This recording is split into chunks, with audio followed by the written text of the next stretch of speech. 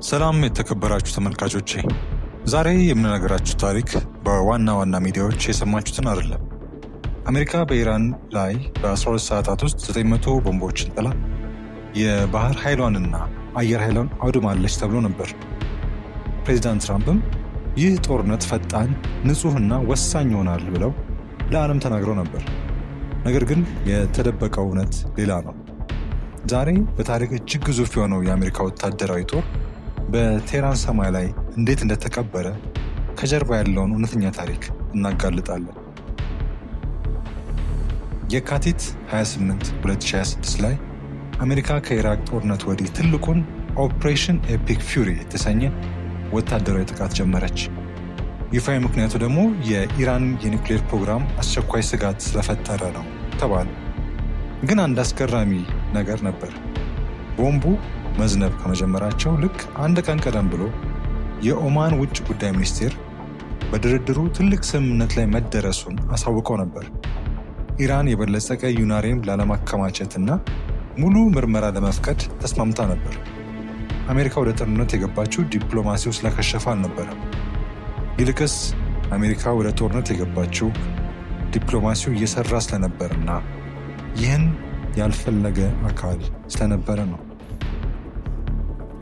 አሁን ወደ 40ኛው ቀን ጦርነቱ ሜዳ እንሂድ። ትራምፕ የኢራን አየር ኃይልና ራዳር ሙሉ በሙሉ መውደሩን ተናገሩ። ነገር ግን አሜሪካ የደበቀችው እውነታ ኪሳራውን ነበር። በ40 ቀናት ውስጥ ብቻ አሜሪካ 4 ኤፍ-15 የጦር ጀቶች፣ 1 ኤፍ-35፣ 2 ብላክ ሆክ ሄሊኮፕተሮችና በርካታ ድሮኖችን ጨምሮ ከ$2.35 ቢሊዮን በላይ የሚያወጡ መሳሪያዎችን አጣች። በ2011 በሊቢያ የነበረው ጦርነት 4 ወር የፈጀ ሲሆን የጠፋው 3 መሳሪያ ብቻ ነበር። ይህ ጦርነት ግን ለአሜሪካ መሳሪያዎች የደም አውድማ ነበር። መጀመሪያዎቹ 2 ቀናት ብቻ $5.6 ቢሊዮን የሚያወጡ የጦር መሳሪያዎች ወደ አመድነት ተቀየሩ። በዓመት $1 ትሪሊዮን የምታወጣው አሜሪካ በጥቂት ሳምንት ውስጥ ቦምብ ሊያልቅባት ደርሳ ነበር። የኢራን መልስ ምት ምን ይመስል ነበር? ኢራን አሜሪካን በሰማይ ላይ ማሸነፍ እንደማትችል ታውቅ ነበር።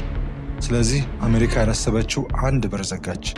መላው ዓለምን እንቀጠቀጠችበት የሆርሙዝ ወሽመጥ። በየቀኑ 20% የዓለም ነዳጅ የሚያልፍበት ይህ መስመር ስትዘጋው ኢራን የዓለምን ኢኮኖሚ አግታ ያዘች። የአሜሪካ ባህር ኃይል በቦታው ቢሆንም አንድ መርከብ ቢመታ ለኢራን የፕሮፓጋንዳ ድል ይሆናል በሚል ፍርሃት የምድር ጦር ማስገባት የትራምፕን የፖለቲካ ሕይወት ስለሚያበላሸው ዝም ብሎ ተመለከተ። በታሪክ ትልቁ የባህር ኃይል አቅም አንሶት ሳይሆን በሚዛን ተበልጦ ዝም አለ። አሜሪካ ጥቂት $1,000 የሚያወጣውን የኢራን ድሮን ለመምታት ከ3 እስከ $4 ሚሊዮን የሚያወጣውን ፔትሪዮን ሚሳይል ትተኩስ ነበር። ይህን ጊዜ ያደርጉትና የፋይናንስ ጦርነቱን ማን እያሸነፈ እንደሆነ አስቡት። ሚያዝያ 7 ትራምፕ የማስጠንቀቂያ ጊዜ ገደብ አስቀመጡ። የሲቪል መሰረተ ልማቶችን እንደሚያወድሙ ዛቱ። ይህ ደግሞ በዓለም አቀፍ ሕግ የጦር ወንጀል ነው። ይህ ጦርነትን እያሸነፈ ያለ ጀነራል ቋንቋ ሳይሆን አማራጭ ያጣ ሰው ቋንቋ ነው። ምን ተፈጠረ? የጊዜ ገደቡ ሊጠናቀቅ ከ2 ሰዓት ባነሰ ጊዜ ውስጥ ትራምፕ ለተኩስ አቁም ተስማሙ። አሁን ኢራን በድርድሩ ጠረጴዛ ላይ የምትጠይቀውን እንመልከት።